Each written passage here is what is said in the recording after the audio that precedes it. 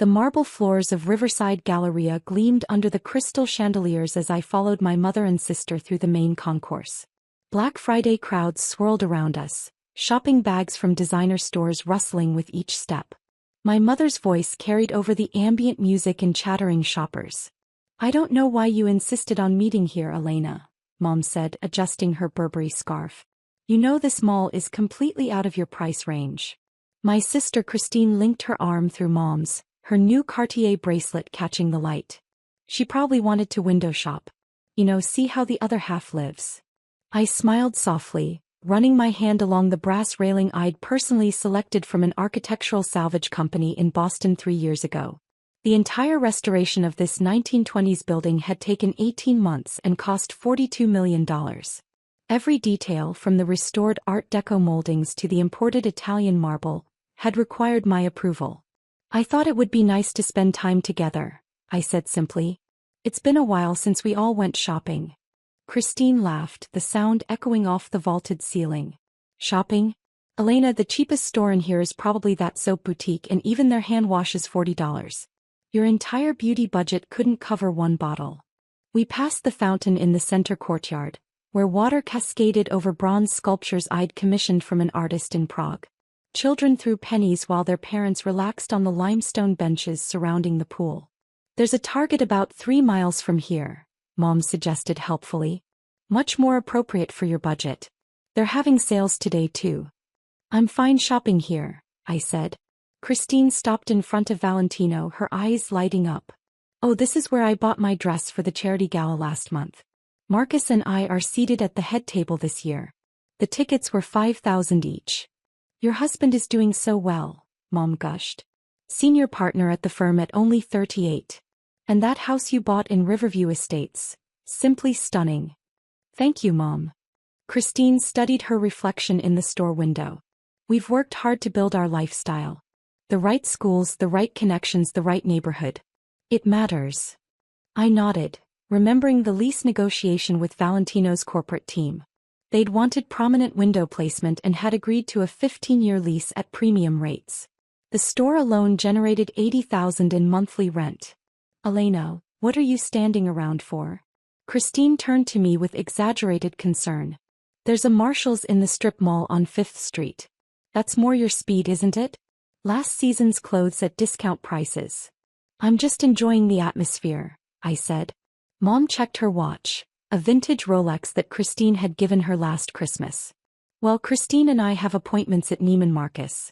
They're holding several pieces for us in the VIP suite. Elena, why don't you?" She gestured vaguely toward the lower level. "There's a food court downstairs. Maybe get yourself a pretzel?" "Actually," Christine added, pulling out her wallet, "here's $20. Get yourself something nice for lunch. Consider it an early Christmas present." I looked at the bill she was offering, crisp and new, extended with the kind of pitying expression people reserve for the less fortunate. "That's generous, but I'm fine." "Don't be proud," Mom insisted. "We know things are tight for you. What do you make at that little nonprofit? 30,000? 35? It's admirable work helping poor people plan their finances, but it doesn't pay well." "I manage," I said quietly. Christine tucked the 20 into my jacket pocket anyway. "Use it. And Elena? Maybe don't follow us around today. The stores we're going to, the staff can be judgmental about people who clearly can't afford anything. I'd hate for you to be embarrassed." They walked toward Neiman Marcus, their designer handbags swinging in sync, leaving me standing beside the fountain. I pulled out my phone and checked the text from James, my mall director. "Owner's quarterly walkthrough at 2 p.m. Security flagged some maintenance issues in the north wing." I replied, "Perfect. I'm here now anyway." My phone buzzed again immediately. James's number appeared on the screen. "Ms. Chin? I just saw you on the security cameras. Are those 2 women bothering you? I can have security escort them out if needed." I smiled at the camera discreetly mounted in the decorative crown molding above me. "No, James. That's my mother and sister. They don't know about the mall." Silence on the other end then. "I'm sorry, what?" "They don't know I own Riverside Galleria. Or the 4 other commercial properties in my portfolio. It's a long story. Should I not acknowledge you during your walkthrough? Let's play it by ear." I'll text you when I'm ready. I wandered through the mall, observing operations with the practiced eye of someone who'd spent 3 years transforming a dying shopping center into the most profitable luxury destination in the state. The occupancy rate was 98%, with a waiting list of retailers desperate for space. Average sales per square foot exceeded $2,000, putting Riverside in the top 5% of malls nationally. Near the Gucci store, I overheard two sales associates discussing their commission projections for the day. Good. High staff morale was crucial. I made a mental note to approve James's proposal for improved break room facilities. At the Tiffany & Company location, I paused to admire their holiday window display. A winter wonderland featuring actual ice sculptures changed daily. The lease agreement for that store had been particularly complex, but their presence elevated the entire property's reputation. My phone buzzed. Christine had posted to Instagram a photo of herself and Mom in the Neiman Marcus VIP suite, surrounded by shopping bags. The caption read, "Black Friday done right. #luxury life, #blessed and grateful, #know your worth." I was about to put my phone away when I noticed I'd been tagged in the comments. Christine had written, "Adelena C. couldn't join us. Shopping at her budget level, face blowing, a kiss, love my sister anyway. #family first." 3 of her friends had already commented with crying laughing emojis. I took a screenshot and continued walking, passing the Louis Vuitton, Hermes and Burberry stores that formed the luxury corridor. Each lease represented millions in annual revenue. Each brand had specifically chosen Riverside because of its reputation for quality and its affluent customer base. Near the Prada store, I spotted my mother and Christine emerging from Neiman Marcus, laden with shopping bags. I stepped into a seating area partially hidden by a large potted palm, watching as they paused in the center of the concourse. "This has been such a successful day," Mom announced loudly, clearly aware of the nearby shoppers. 3 new dresses, 2 pairs of shoes and that lovely coat. "How much did we spend, Christine?" "About 18,000, Christine replied with satisfaction. "But we deserve it. Success should be celebrated." "Absolutely. Unlike some people, we understand the value of quality." Mom's voice carried deliberately. "Shopping at discount stores wearing last season's styles. It's so depressing." An elderly couple nearby glanced at them with disapproval, but Mom seemed oblivious. Christine checked her phone. "I wonder where Elena went. Probably couldn't handle watching us shop. The poor dear must feel so inadequate." "I worry about her," Mom said, her tone dripping with false concern. "She's 32 and has nothing to show for it. No husband, no real career, no property. Just that tiny apartment in the old part of town and her little nonprofit job." I remained hidden, documenting this conversation in my memory. "She could have done so much more," Christine continued. "Remember when she got into Yale? She turned it down for that state school because of the scholarship. That's when I knew she'd never amount to anything. Winners pay for Yale." "Such a disappointment," Mom agreed. "When people ask about my daughters, I talk about you, the successful one. Elena, I just say she's finding herself, or doing charitable work. It's embarrassing, honestly." They moved toward the exit and I waited until they'd left before texting James. "Ready for the walkthrough. Meet me at the North Wing entrance in 5 minutes." James appeared precisely on time, dressed in his usual impeccable suit, carrying a tablet and looking every inch the professional director of a premier shopping destination. He'd worked with me since the beginning of the renovation, and I trusted his judgment completely. "Miss Chin," he greeted me formally, then lowered his voice. "I have to ask, how do you deal with that?" "Practice," I said simply. "Show me the maintenance issues." We spent the next hour touring the property. A skylight seal needed replacing in the north wing. The HVAC system in the east corridor was running at suboptimal efficiency. 3 stores had submitted requests for minor lease modifications. All routine issues, but I insisted on reviewing everything personally. "The Valentino lease comes up for renewal in 6 months, James noted. "They want to expand into the adjacent space." "What's the projected revenue increase?" "Approximately 40% based on their sales data. They're willing to go to premium rates for the additional square footage." "Approve it, but I want final sign-off on the renovation plans. The Art Deco aesthetic must be maintained."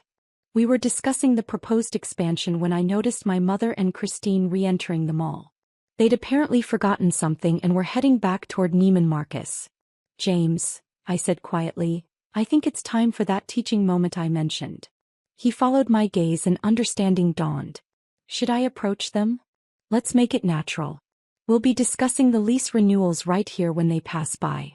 We positioned ourselves near the Hermes store, James holding his tablet prominently. I stood with the relaxed confidence of someone reviewing her property, which was exactly what I was doing. Christine spotted me first.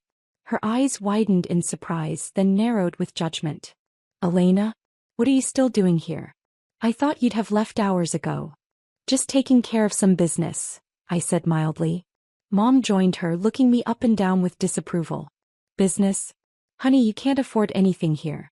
Stop torturing yourself and go home." James cleared his throat.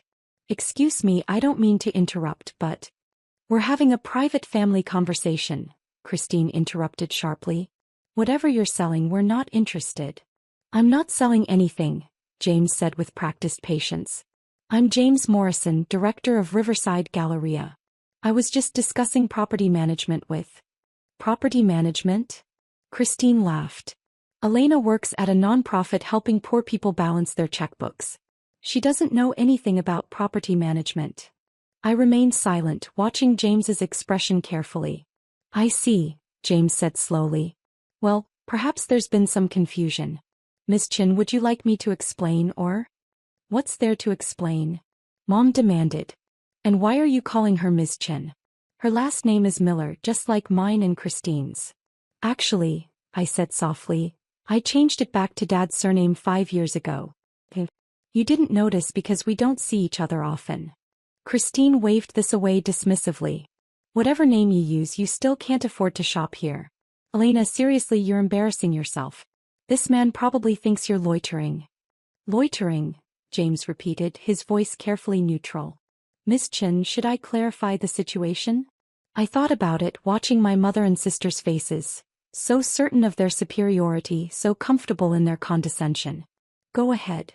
James turned to face them fully, his professional demeanor firmly in place. "I'm confused about something. You're saying that Miss Chin works at a non-profit and can't afford to shop here?" "Obviously," Christine said with exaggerated patience. "Look at her. She's wearing Target clothes and carrying a purse from TJ Maxx."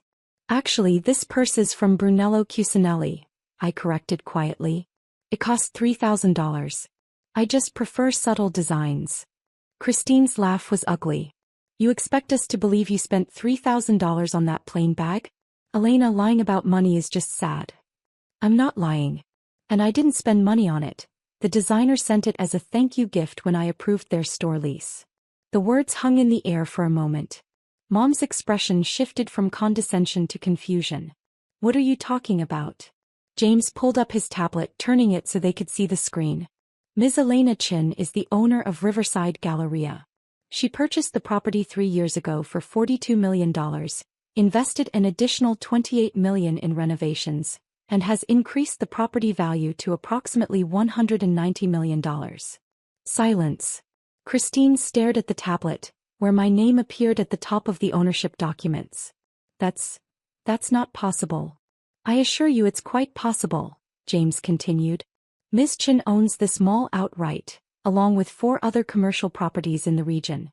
Her total portfolio value exceeds $300 million. Mom groped for the nearest bench, sitting down heavily. $300 million? This can't be real, Christine insisted. Elena works at a nonprofit. She lives in a tiny apartment. She drives a Honda. I work part-time at the nonprofit because I believe in their mission, I explained calmly. I live in a brownstone I renovated in the historic district. It's 4,000 square feet and worth about $3 million. And I drive a Honda because it's reliable and I don't need to impress anyone. But Mom's voice was faint. You turned down Yale because you couldn't afford it. I turned down Yale because the state school offered me a full scholarship plus a stipend, and I wanted to graduate debt-free so I could start investing immediately. By the time I was 25, I'd purchased my first commercial property. A small office building I renovated and flipped. I used those profits to buy a strip mall, then another. Riverside was my fifth acquisition. James added helpfully. Miss Chin is rather well known in commercial real estate circles. She gave the keynote address at the National Property Developers Conference last year. Christine's face had gone pale. Why didn't you tell us? When would I have told you? I asked. At Christmas 3 years ago when you spent the entire dinner explaining why my life was a failure? Or at your wedding when you seated me at the kids' table because you didn't want your successful friends to know about your disappointing sister? Mom found her voice. That's not fair, Elena. We didn't know. Exactly, I interrupted, my tone still calm but firm. You didn't know and you didn't care to know. You saw my job title and my car and made assumptions about my worth as a person. But you let us believe, Christine started. I let you believe what you chose to believe, I corrected. I never lied about my circumstances. I simply didn't perform my success in ways you recognized as valuable. James's phone buzzed. He glanced at it, then at me. Miss Chin, the Versace corporate team is here early for their meeting. They're waiting in the executive conference room. Thank you, James. I'll be there in a moment. Wait, Mom said desperately.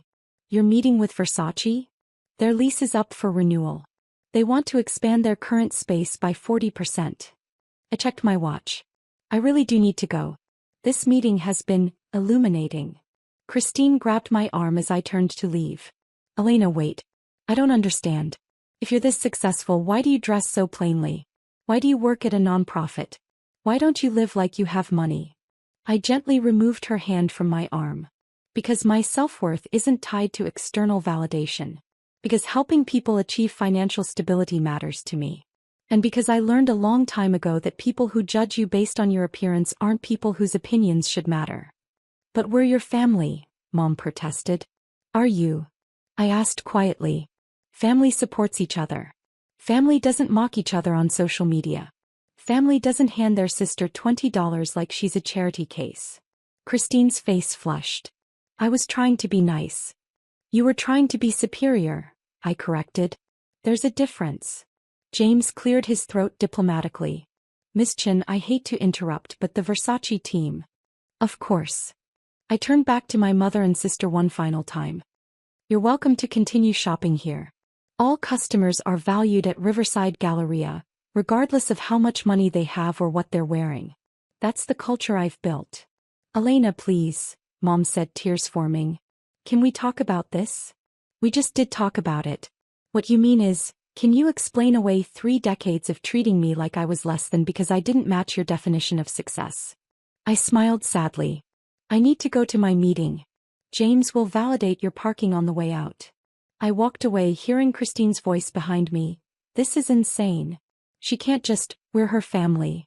James caught up to me near the executive elevator. That was remarkably restrained, if you don't mind my saying so. Thank you for handling it professionally. It was my pleasure. Although I have to admit, watching their faces when I showed them the ownership documents was deeply satisfying. He paused. What happens now? Now I meet with Versace about their expansion, review the quarterly earnings reports and approve next month's marketing budget. Same as always. I meant with your family. I pressed the button for the executive floor. That depends entirely on them. The Versace meeting went smoothly. They agreed to my terms for the expansion, including maintaining the building's historic architectural elements. After they left, I spent 2 hours reviewing financial reports with my CFO, who videoconferenced from our main office downtown. Riverside exceeded projections again this quarter, she reported. Net operating income is up 15% year-over-year. The luxury retailers are particularly strong performers. Good. Use the excess revenue to fund the scholarship program at the nonprofit. I want to double the number of recipients next year. Already drafted. I'll send the proposal tomorrow. After the call, I sat in my office, a restored space that had once been the mall's original administrative suite from 1928, and looked out over the concourse below. Shoppers moved through the space, unaware that every detail around them represented years of careful planning and substantial investment. My phone buzzed. Christine's name appeared. Elena, please call me. We need to talk. What I said earlier. I didn't mean it. Any of it. I deleted the message without responding. Another text came through, this time from Mom. Your sister is devastated. She didn't realize. We didn't realize. Please give us a chance to apologize properly.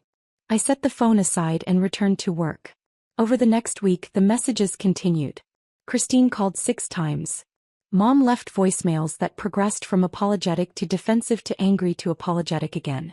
I responded to none of them. On Thanksgiving, the actual holiday, my phone rang at 8 a.m. Christine's number again. Elena, I know you're ignoring me, but please listen. I looked you up. The keynote speech James mentioned your investments, the awards you've won from the business community.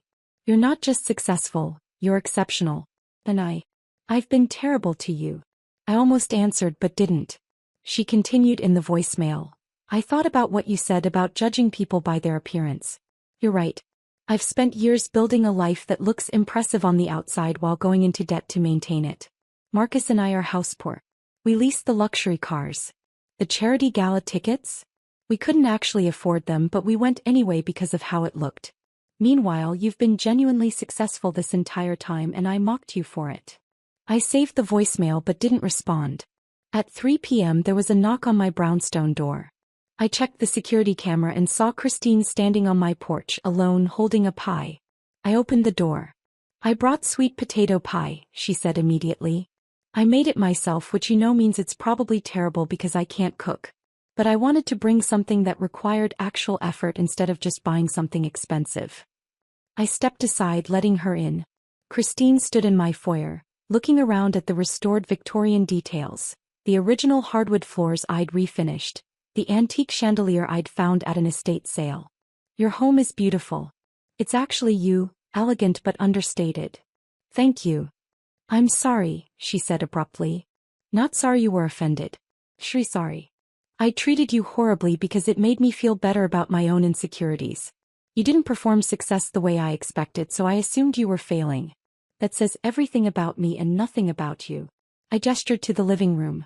We sat on opposite ends of my restored Victorian sofa. I've been thinking about what you said, Christine continued. About family supporting each other. I haven't been your sister in any meaningful way since we were kids. I've been your competitor, your judge, your critic. Never your supporter. No, I agreed. You haven't. Can I ask you something? Why didn't you tell us about your success? I considered the question carefully. At first I didn't tell you because I was young and still building. By the time I'd achieved real success, you and Mom had already established such a clear pattern of judgment that telling you felt pointless. What would it have changed? We would have treated you better, Christine said quietly. Exactly. You would have treated me better because of my money, not because I deserved basic respect as a human being. That's not actually better treatment. It's just a different kind of superficiality. Christine absorbed this, tears forming. I've built my entire life around appearing successful instead of actually being successful. And I've been miserable doing it. Then change. How? I'm in debt up to my eyeballs. Marcus and I fight about money constantly. We're about to declare bankruptcy, but we're still pretending everything's fine because we can't face the embarrassment. I pulled out my phone and made a note. Come to the nonprofit Monday morning. 9 a.m. We'll go over your finances and create a realistic plan. No judgment, just practical help. You do that? After everything.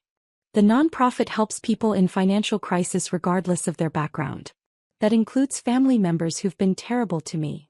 I paused. But Christine, I'm helping you as a financial counselor, not as your sister. You'll need to earn the sister relationship back. That takes time. I understand. She wiped her eyes. What about Mom? What about her? She wants to apologize too. She's afraid you'll never speak to her again. I'll speak to her again. When she's ready to actually examine why she treated me the way she did, instead of just apologizing because she found out I'm wealthy. Christine nodded slowly. That's fair. We sat in silence for a moment, then Christine laughed wetly. You know what's funny? I posted about my Neiman Marcus shopping trip on Instagram. Spent $18,000 I didn't have on clothes I don't need to impress people I don't like. Meanwhile, you actually own the mall I was shopping in. It is somewhat ironic. Can I ask one more thing? The $20 I tried to give you. I donated it to the nonprofit's holiday fund.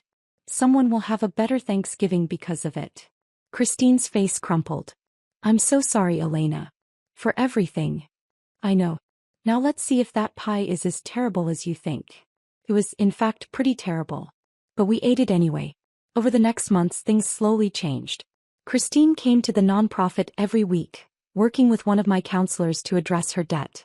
She and Marcus sold the house they couldn't afford and moved into a modest condo. She stopped posting about luxury purchases on social media and started posting about her journey toward financial health. Mom took longer. She sent gifts I returned. She wrote letters I filed away unread.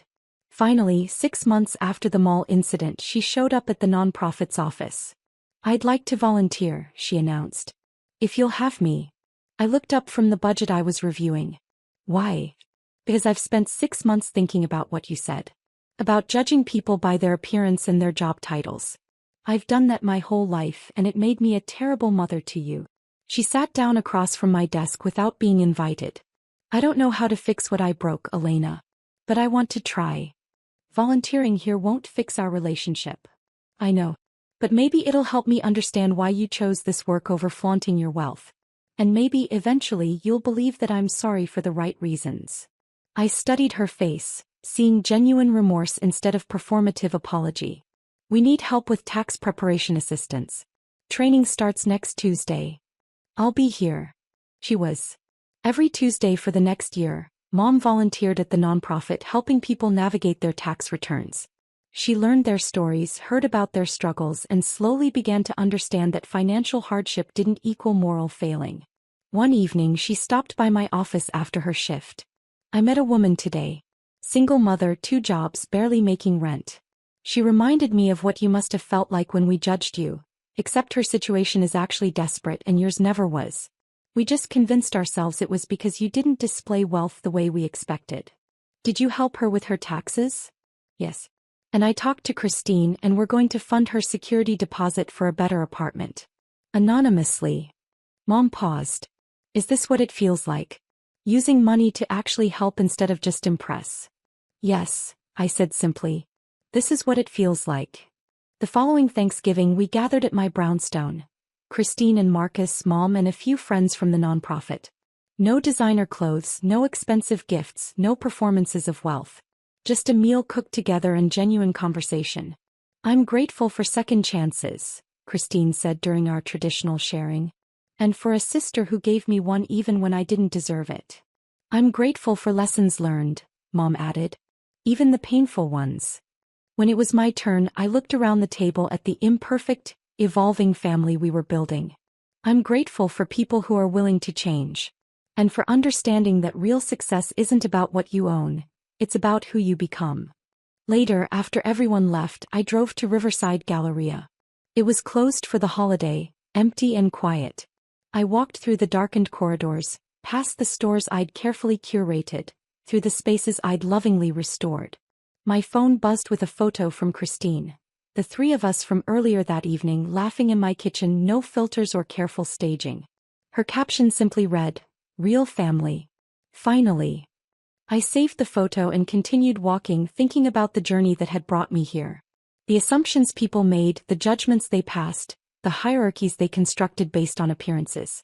And I thought about the quiet power of building something meaningful instead of just building something impressive. Of choosing substance over style. Of understanding that the people who judge you by your bank balance aren't people whose opinions should matter. The mall stood around me in the darkness.